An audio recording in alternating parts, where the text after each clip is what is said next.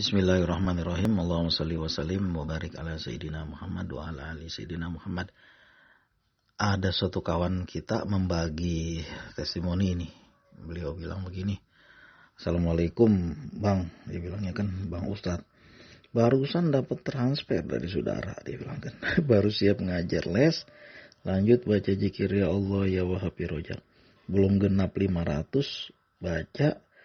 Lalu saya baca Quran baru dapat 2-3 lembar. Ada WA, ternyata saya dikasih transfer, dia bilang. Rasanya kok cepat kali dikabulkan. Ya Bang, dia bilangnya kan.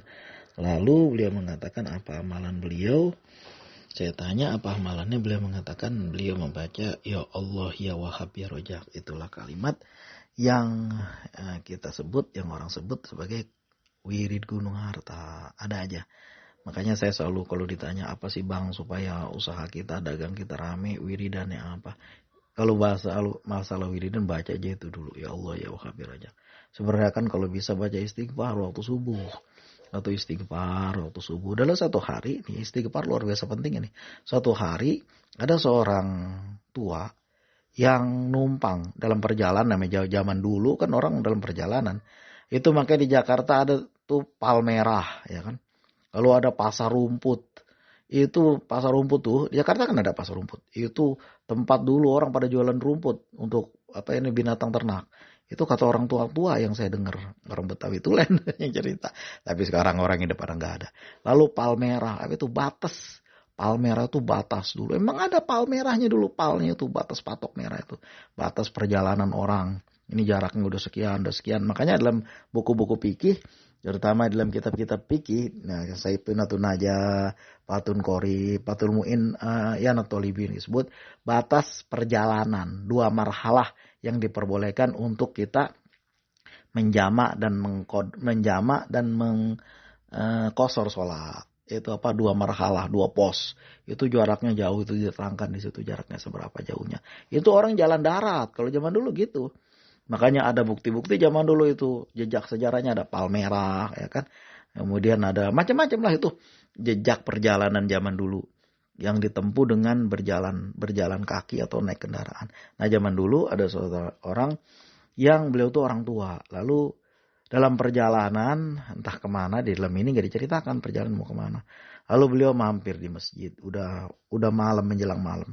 Habis sholat, lalu duduk-duduk di masjid, zikir-zikir sambil nunggu Isya.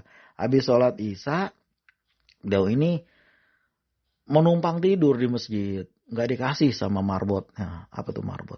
Takmir masjid. Kalau Jakarta biasa juga begitu. Kalau kita datang kan, lama-lama sholat didatengin sama orang. Ngapain Bang? Ya sholat, tapi ngapain lagi di masjid? Kalau udah selesai, silakan pergi. Dia bilang kan. Biasa begitu. Dan masjid dikunci. Buka lagi nanti. Biasa begitu ya, takut ada benda-benda masjid yang dibawa orang. Ya bisa jadi begitu. Nah kalau zaman itu ya mungkin kagak ada benda-benda jam juga kagak ada. Malah kan kalau di tempat saya ini, di tempat saya tinggal dulu, ada itu di depan masjid kotak dibuat pakai baja, dibongkar juga sama orang. Isinya banyak juga itu, sampai 25 juta lebih. Dibawa kabur sama maling. Ya dibongkar dari baja itu. Nah kemudian orang ini gak dikasih. Suruh pergi dari masjid. Lalu ketika marbotnya itu pergi, dia balik lagi ke situ. Udah dibilang jangan tidur di masjid. Kagak boleh, keluar sana. Lalu didorong-dorong lah sama orang tuh. Akhirnya, Pak saya cuma 1 malam aja, subuh-subuh. Besok saya bangun udah jalan lagi. Gak boleh. Dia bilang, gak boleh. Kena ada sentimen apa kali ini orang. Beda kan ada masjid yang kita kalau datang juga disambut. Ada itu. Lalu keperluan kita pun tamu Allah dijaga sama dia. Di mana tuh masjid juga karyaan. Itu boleh ditiru itu oleh masjid-masjid lain. Yang seperti itu. Yang itu diambil dari mana dananya? Dari sumbangan masyarakat. Sumbangan masyarakat tuh. Jangan dana masjid ditumpuk aja. Orang mau sedekah dananya dikumpulin di bank. Yang bener lah. Bukan kayak begitu. Disalurin cepet. Kan ditumpuk-tumpuk di situ. Jadi akhirnya bapak ini diusir lah dari masjid. Diusir masjid, ada satu orang yang pulang sholat juga. Pak, bapak mau kemana? Saya mau dalam satu perjalanan, mau nginep semalam aja. Oh nginep aja di tempat saya, ayo. Akhirnya dibawa ke tempatnya. Kemana itu? Ke tempat dia, rupanya kios. Saya tinggal di sini sendirian dan saya jualan. Jualan apa? Jualan roti. Jadi saya kalau malam bikin roti untuk dijual besok pagi, bilangnya. Oh iya. Lalu ketika orang tua ini ngelihat, si bapak yang jual roti itu mulailah, habis sholat isya dia mulailah ngaduk adonan roti. Ngaduk, mula-mula dia buka karung untuk ngambil gandum. Dia ucapkan apa? Astagfirullahaladzim. Lalu dia tuang gandum. Astagfirullahaladzim. Lalu dia mulai mengaduk gandum. Astagfirullahaladzim. Lalu dia mulai membakar roti. Astagfirullahaladzim. Pokoknya semua aktivitas kegiatan dia diikuti dengan kalimat Astagfirullahaladzim. Astagfirullahaladzim. Sehingga orang tua ini nanya, Pak, apa yang Bapak amalkan? Istighfar ya? Iya, udah lama Bapak amal. Udah lama banget saya amalin istighfar ini. Dia sehari muda-muda saya amalin. Apa yang Bapak dapat faedah dari situ? Alhamdulillah dengan membaca istighfar, seluruh cita-cita saya, keinginan saya, kemauan saya dituruti oleh Allah. Semua? Iya semua. Cuma ada satu aja yang belum. Apa itu? Saya sebenarnya kan pengen banget ketemu Imam Hambali. Orang tua ini kaget lah.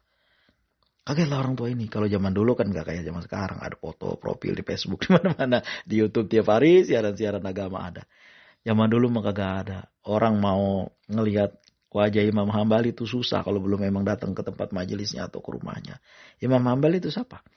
Imam Hambali itu muridnya Imam Syafi'i. Kemudian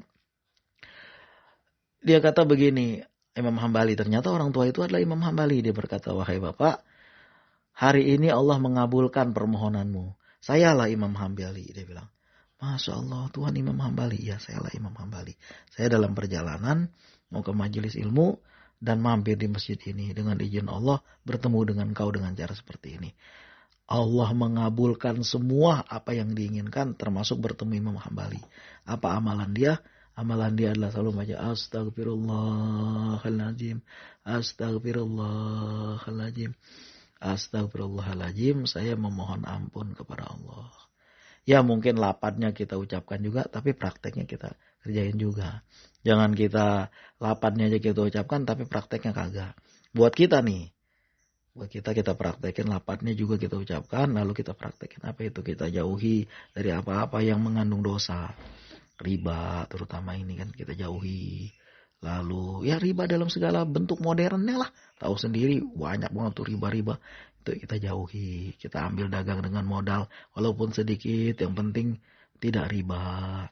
Lalu kita jauhi perbuatan-perbuatan dosa yang lain. Lalu kita mudah memaafkan. Lalu kita juga sholat tepat waktunya. Kalau bisa berjamaah. Kalau kagak bisa nggak apa-apa. Yang penting kita tepat waktu. Ya namanya orang dalam perjalanan kan ada aja kadang-kadang nggak. Saya juga pernah tuh waktu dalam perjalanan dari pesantren saya ke pesantren Tipar di Sukabumi. Dalam perjalanan Pak Yai berkata, nanti kalau dalam perjalanan kita ketemu waktu sholat, niatkan untuk sholat nanti. Nanti kita rumah sampai baru kita sholat. Dia bilangnya. Nah, waktu itu dalam perjalanan 11:30. Lalu jam 12 sampai di puncak. Itu menuju Sukabumi ke Tipar. Pesantren Tipar. Itu kejadian tahun 80-an di kasih pesantren. Sekarang udah 2025. Udah berapa puluh tahun masih inget aja. Lalu kita cuma niat sholat aja. Karena udah ajan kan. Nah gitu kita sampai. Barulah kita sholat bersama-sama. Di masjid dengan cara di jamak. Di jamak takhir. Alhamdulillah. Dengan membaca istighfar astagfirullahaladzim setiap saat. Alhamdulillah Allah perkenankan segala keinginan dia. Salah satunya adalah bertemu Imam Syafi'i. Imam Hambali. Nah ini kita tiru juga. Bila kita punya kepentingan, punya hajat atau tidak punya juga. Yang penting kita biasakan baca astagfirullahaladzim. Astagfirullahaladzim. Astagfirullahaladzim. Menjadi amalan kita sehari-hari. Mudah-mudahan Allah mengampuni kita. Istaghfiru rabbakum innahu kana ghafara yursilis sama alaikum midrara wa yumdidukum bi amwali wa banina wa yaj'alnakum anhara. Apa tuh? Surat Nuh. Mohon ampunlah kepada Tuhanmu, sungguhnya Tuhanmu Maha Pengampun. Istaghfiru rabbakum innahu kana ghafara. Kalau udah begitu, yursilis sama alaikum midrara.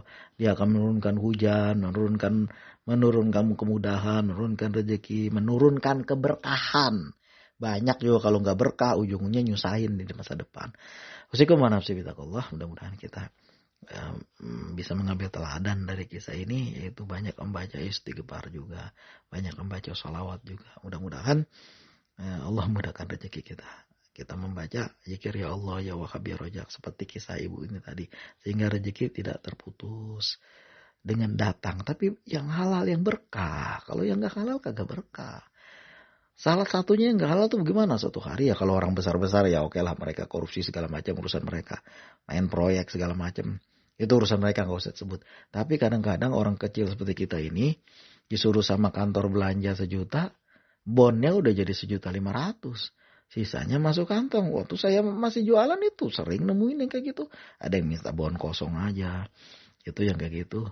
Jangan kita ikutin. Istaghfiru rabbakum. Kita ucapkan apa istighfar, juga prakteknya kudu ada sama kita. Yang kayak gitu kita jauhin. Mudah-mudahan doa kita gampang dikabulkan oleh Allah. Mudah-mudahan keinginan kita dituruti oleh Allah. Usikum wa nafsi bitaqullah. Istaghfiru rabbakum.